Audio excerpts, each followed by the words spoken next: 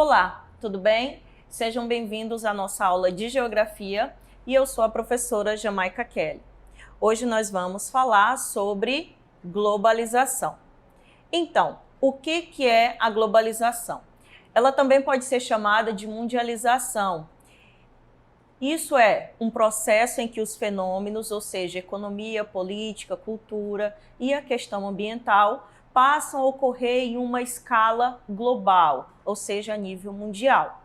Do ponto de vista histórico, essa globalização ela vai iniciar com as grandes navegações. Porém, do ponto de vista geográfico, a intensificação desse processo é mais atual e vai ocorrer justamente após a dissolução da União Soviética com o fim da chamada Guerra Fria, conforme vocês podem observar na imagem que vocês estão acompanhando aí no slide, ok?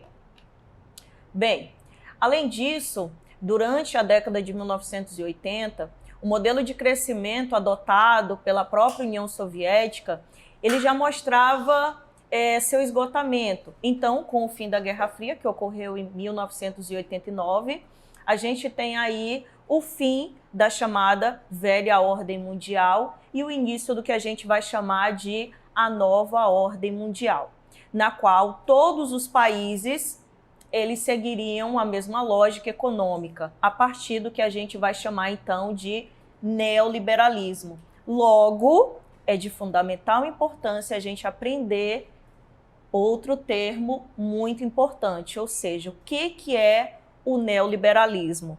Vamos acompanhar então?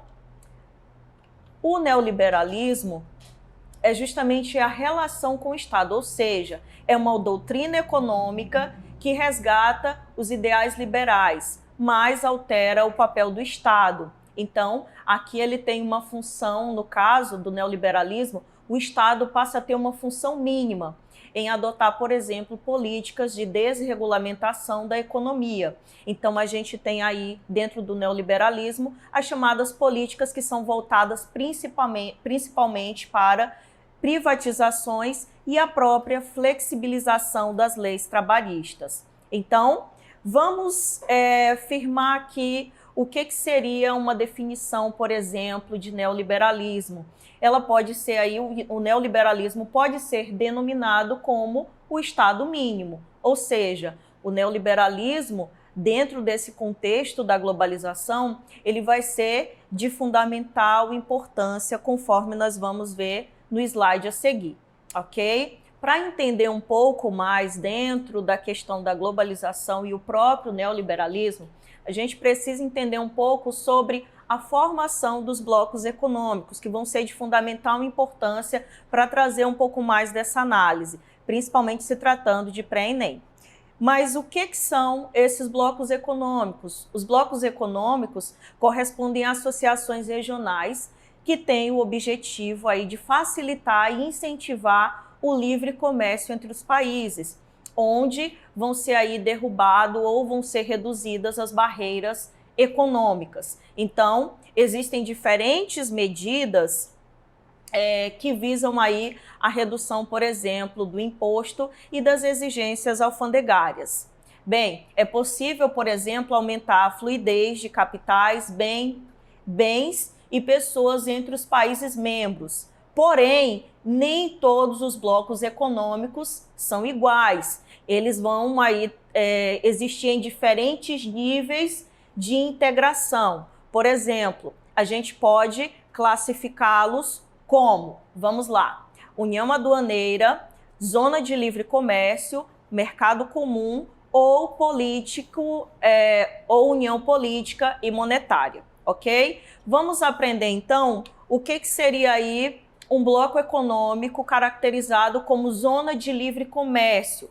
A Zona de Livre Comércio, gente, é justamente essa busca por facilitar a livre circulação de mercadorias e capitais dentro dos limites estabelecidos ali do bloco econômico, dos países que fazem parte, que são integrantes desse bloco, que vão estabelecer aí o que a gente chama de TIC, que é uma tarifa intensa comum, aliás, estabelecendo aí uma tarifa, interna comum, a chamada TIC.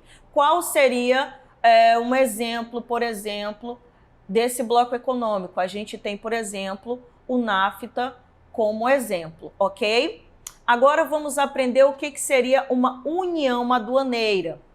Além da existência da TIC, a união aduaneira pode ser definida como uma tarifa externa comum, que a gente chama de TEC, tá? E além de facilitar a livre circulação de mercadorias entre os países membros, busca definir tarifas únicas para negociar também com outros países, o que vai possibilitar esse tipo de bloco negociar com outros países ou outros blocos econômicos que vão buscar aí juntos vantagens econômicas.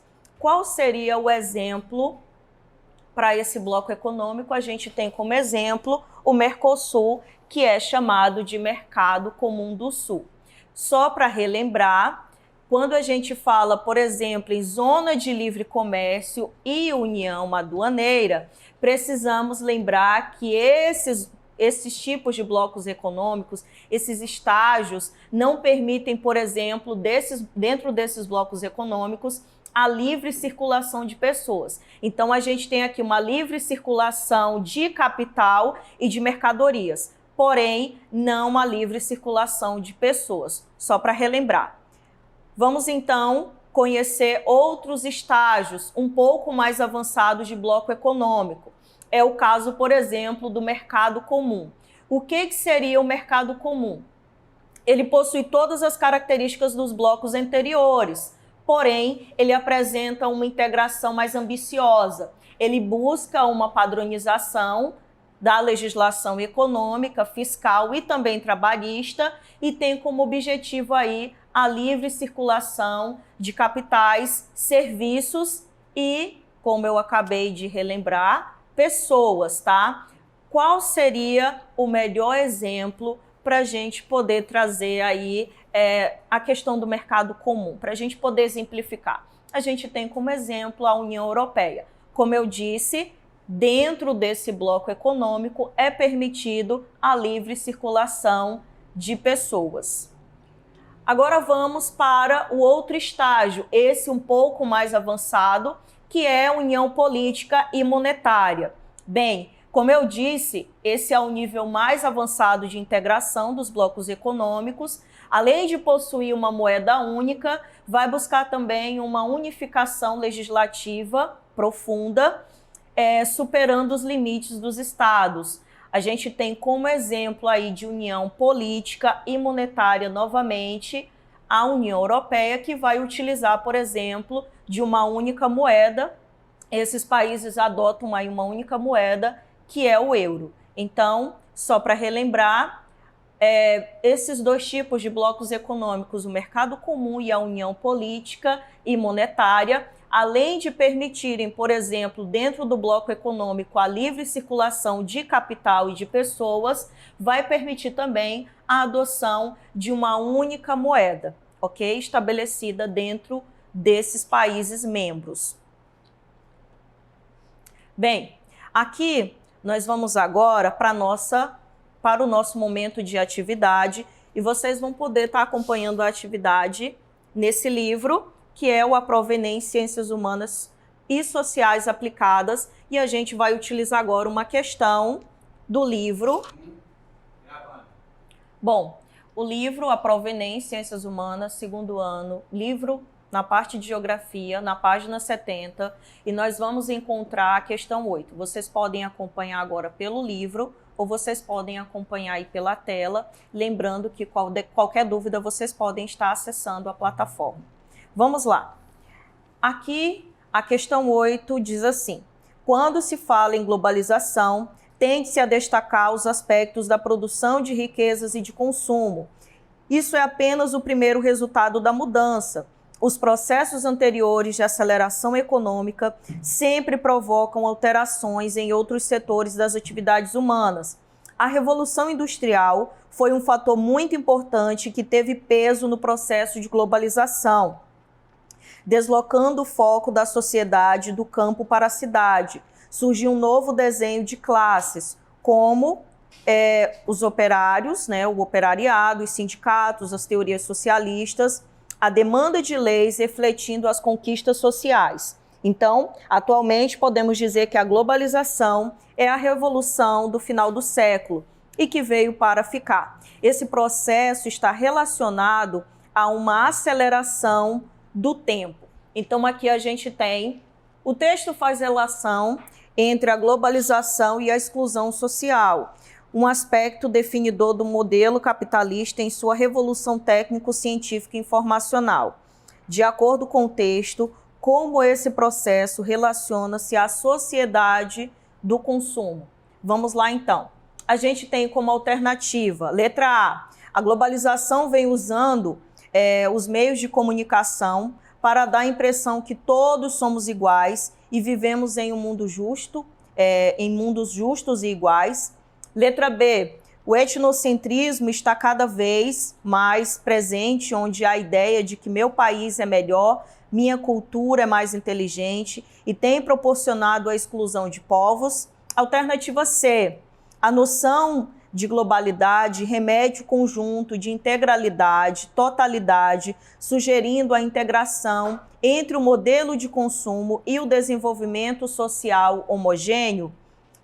Alternativa D, a igualdade global pode ser fortalecida pela expansão da atividade econômica na medida em que formas usuais de produção e de consumo também se generalizam por todo o mundo. Ou alternativa E, a sociedade pós-moderna é uma sociedade de consumo e nela somos vistos como consumidores em consequência da automatização do sistema de produção. Lembrando, gente, que o texto ele vem destacando aspectos da produção de riquezas e de consumo, como mostra logo na primeira parte da questão 8, quando se fala em globalização, tende-se a destacar os aspectos da produção de riquezas e de consumo.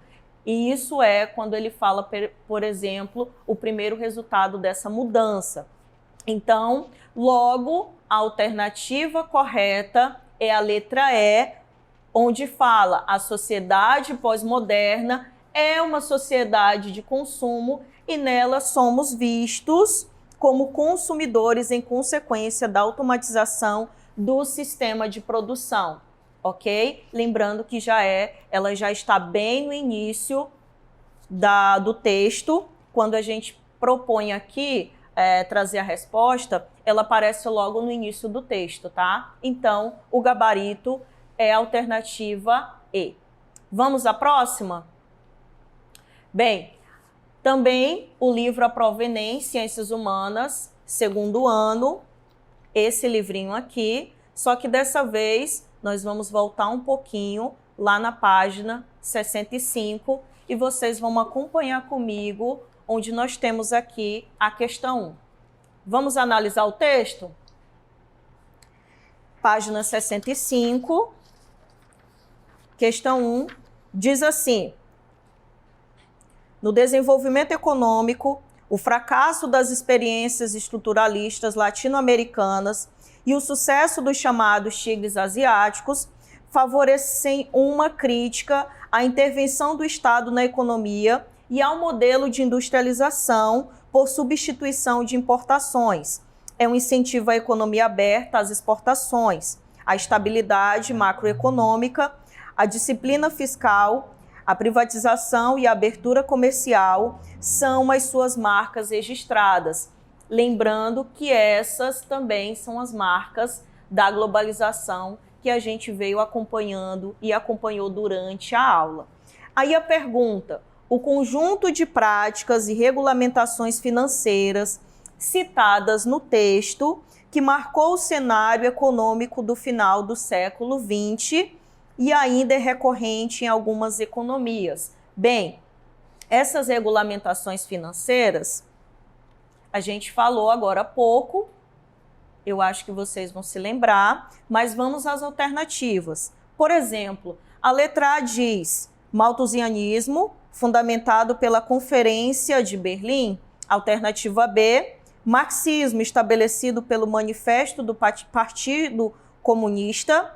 Letra C, liberalismo, traduzido por meio do Tratado de Potsdam.